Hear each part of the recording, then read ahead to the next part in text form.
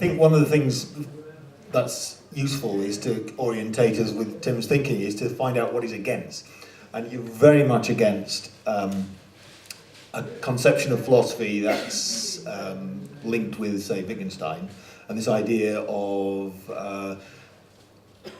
clearing up confusions and conceptual confusions and that sort of stuff. Do you want to say something a little bit about that, about what's wrong with that, and why? I think you've said it's kind of like a disastrous turn for philosophy, that you're really fighting hard to get us back on track, really.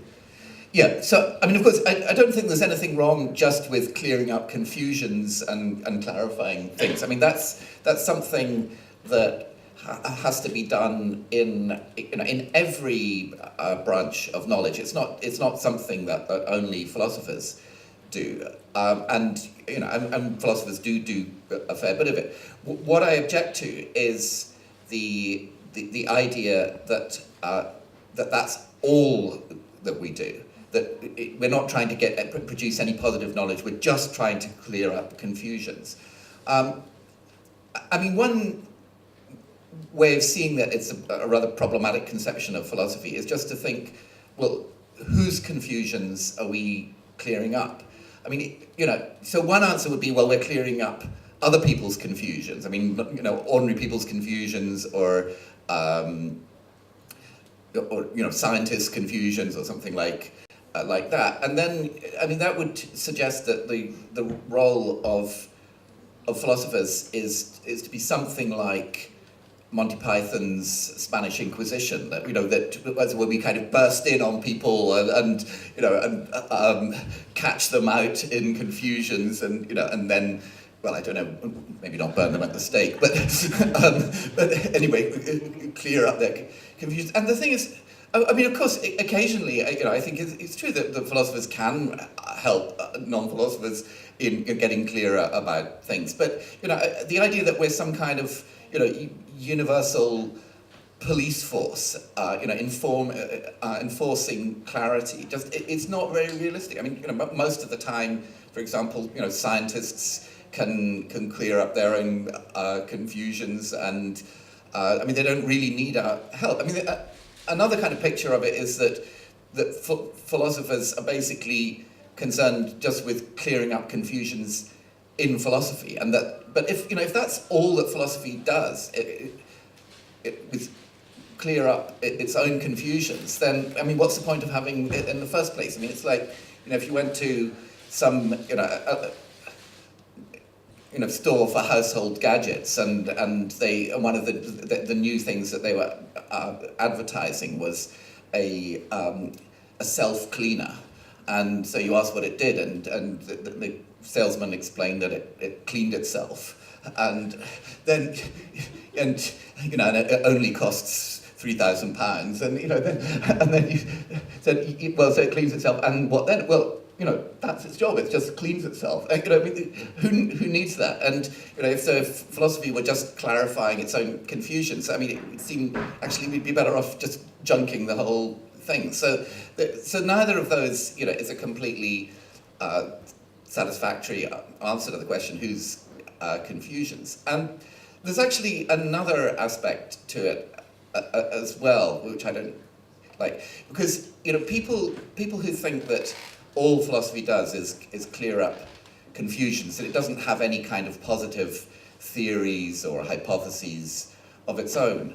They have an idea of clearing up confusions which involves not making any assumptions whatsoever.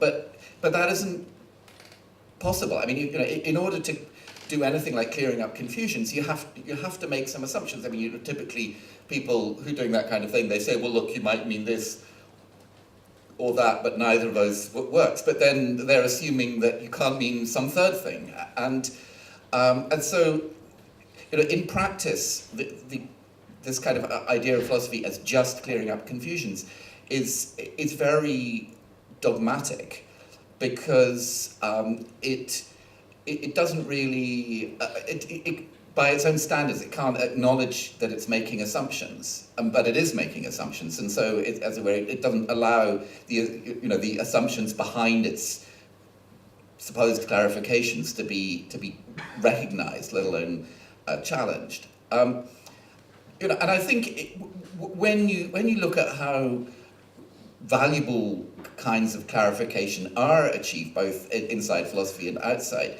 you see that they go with new advances in knowledge, with new theories and so on. And so it seems to me that if philosophy is going to produce useful clarifications, it's going to be as part of a positive theory building sort of enterprise. And I think a good comparison actually is with mathematics, because mathematics is probably the clearest subject that humans have produced.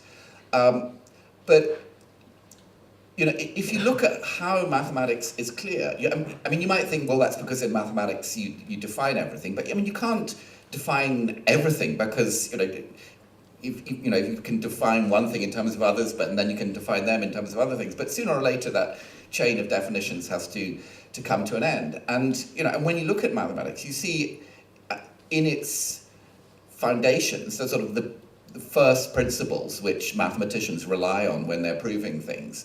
Those are not proved in terms of anything else, and their most fundamental ideas. If you know something about mathematics, it'd be things like the idea of a member of a set. They're not actually defined, but the mathematicians do have very powerful theories about these things, where not theories that that you can just prove from nothing, but theories that involve axioms, assumptions, and where they've laid out the theory so explicitly that it's very clear what follows from those theories. And it's because they have those powerful theories that the mathematics is so clear. It's not because they're just defining everything ad infinitum. And and I think something like that goes for clarification in philosophy too.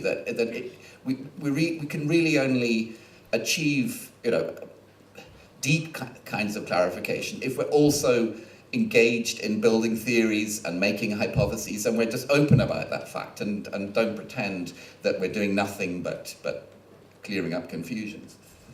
Yeah. This gets very loud.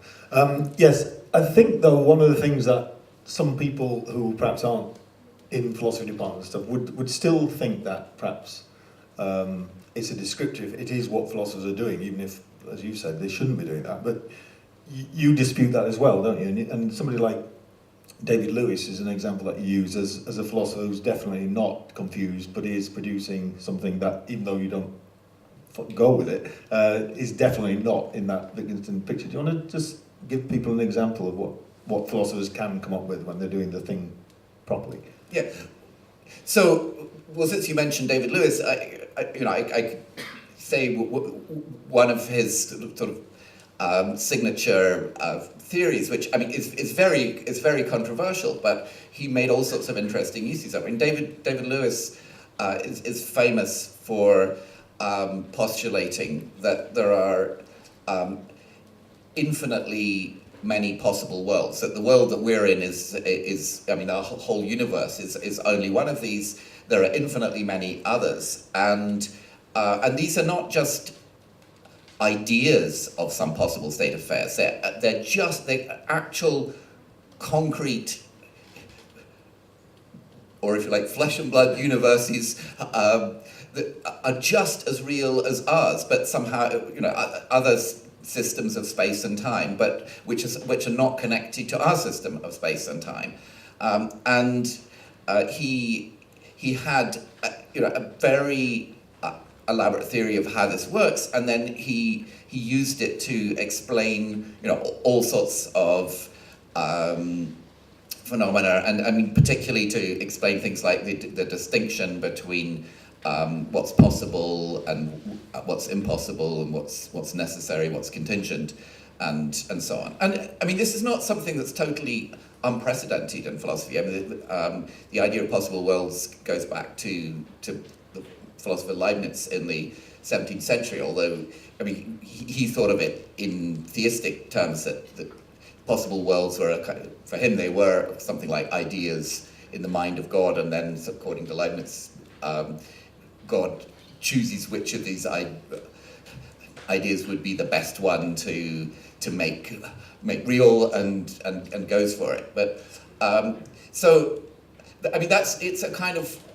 it's a wildly speculative theory, but with very, very interesting consequences. And it's not totally different from what some physicists think you get from quantum mechanics as one of the most popular interpretations of quantum mechanics amongst physicists is a many worlds interpretation, which is a little bit like, it's not exactly the same, but it's a little bit like Lewis's. And so that's an example of, a kind of theorizing which it's not confused. I mean, Lewis might be wrong, but it's pretty clear what it is that he's saying, and he's using that for all sorts of theoretical purposes in a way which is not so different from the way that physicists use their theories, to explain all sorts of phenomena.